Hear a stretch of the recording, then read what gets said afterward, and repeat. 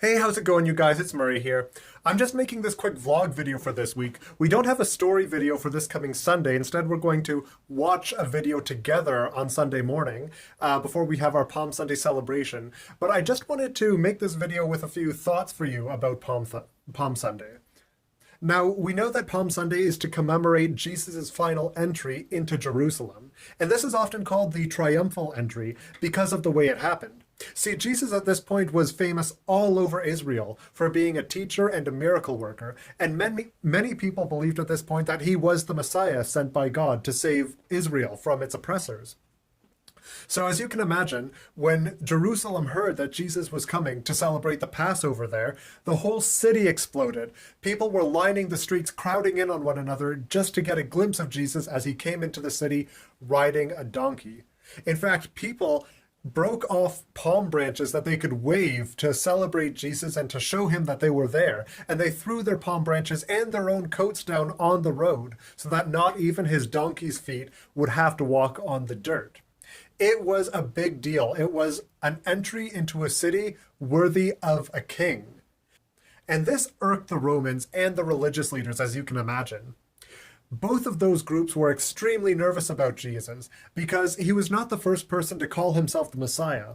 Many other people had already done this, said they were the Messiah sent by God, but all of those people before had used their influence that they garnered with this title of Messiah to start rebellions against the Romans. And all of these rebellions were stopped, usually with a great deal of bloodshed. So the Romans were on top alert for this Passover celebration, but Jesus wasn't exactly the most fearsome figure.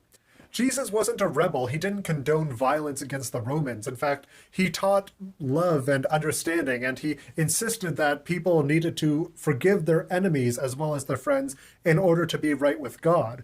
So the Romans didn't have too much concern for Jesus' followers being violent. The religious leaders, on the other hand, they had a lot to fear from Jesus. He often condemned religious authorities for being hypocrites and for not caring enough about the people and only caring about their own glory. So this is the situation of Palm Sunday. This is what Jesus was walking into.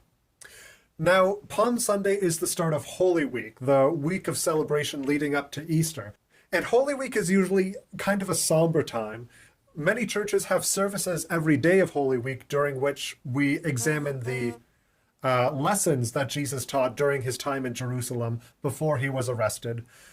And the reason it's somber is because we know the way that Holy Week ends. Maundy Thursday and Good Friday are very depressing times, for lack of a better term. During this time, we reflect on the way that Jesus was betrayed and arrested and crucified, and that's obviously a really dark topic to discuss. So on Palm Sunday, when we have this big celebration of Jesus' entry into Jerusalem, and we have our own palm branches that we wave around, and when we sing our Palm Sunday songs, which are usually very lighthearted and happy, it can often be with kind of a sardonic undertone, which means that even though Christians, behave happy on Palm Sunday, they usually don't feel super happy at this time because we know that the coming week is going to be a very depressing and sad time as we talk about a very sad story. But I think we really need to focus more on Palm Sunday as a happy celebration. It can be really easy to be cynical about Palm Sunday, considering that the same people who welcomed Jesus into Jerusalem as a king would later condemn him and demand his death during his trial. But for us, we know that Jesus' death wasn't the end. We know that Jesus was later resurrected by God and that his story continued after his death as he returned to the earth and revealed himself to his disciples, performing more miracles and making many believers with his new unearthly form. So this Palm Sunday, we're going to be focusing more on celebrating Jesus during our Zoom Sunday school. And I encourage everyone else in the church as well to really celebrate, look for things to celebrate this Sunday. You can have friends over and celebrate Palm Sunday with them as long as they're in your social bubble. You can do spring cleaning. You can celebrate by donating to a charity. You can go out with your family and enjoy the nice weather outside. Do anything that makes you happy. Because when we celebrate Palm Sunday, we're not commemorating the beginning of the end for Jesus. We are welcoming Jesus into our lives as the King of our hearts, just as the people in Jerusalem welcomed him in as their king. Is this past year with the pandemic has been like one long Holy Week, hasn't it? It's been very glum, very depressing and sad in many ways, as we've had to cancel plans like weddings and vacations, and as we've had to see less and less of our loved ones and our friends, all to keep the coronavirus from spreading and clogging up our health system. But just like we know that Holy Week ends with Easter Sunday and with the celebration of Jesus' resurrection, I think we should really focus on the end of the pandemic, because the end is in sight.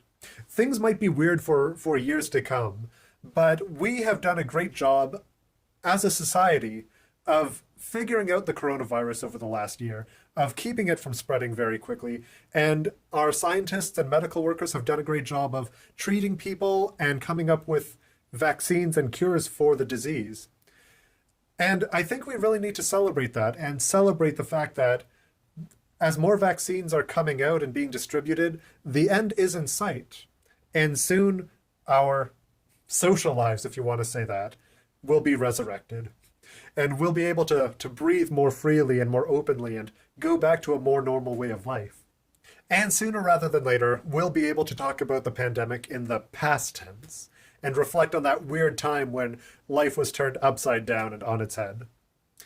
Until then, though, look for reasons to celebrate, like Palm Sunday, and look for things that make you happy, because after what we've been through, I think we deserve it. So I'll see all of the kids this Sunday at 11:30 for our Palm Sunday celebration. And for everyone else who's watching, take care of yourselves, God bless you, and we'll see each other sooner than later. Goodbye, everyone. Hey, it's me again. It's actually the next day from when I filmed the first part of this video, but I thought that I would actually finish it in my house here because I just wanted to add this extra bit to keep you all up to date about what's going to happen with the Sunday school over the course of Easter. So, as you all know, this Sunday we're going to be having our church service in the morning for Palm Sunday, followed by Sunday school at 11:30 as usual. At 2 o'clock, we're going to have our Easter family Zoom event where we're going to be decorating eggs and Easter baskets and making our own bunny ear headbands. So that's at 2 o'clock. If you want to register for that still, but you haven't, then please get in touch with me as soon as possible by email. After that, though, our schedule for the Easter weekend is going to be a little bit different.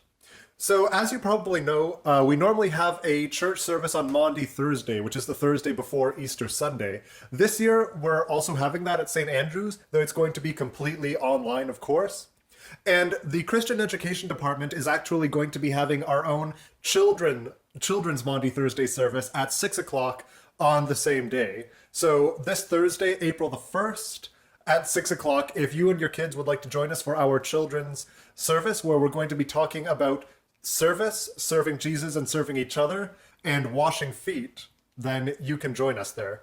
Karen Orr, our youth leader, will also be with us, and we're very thankful for that.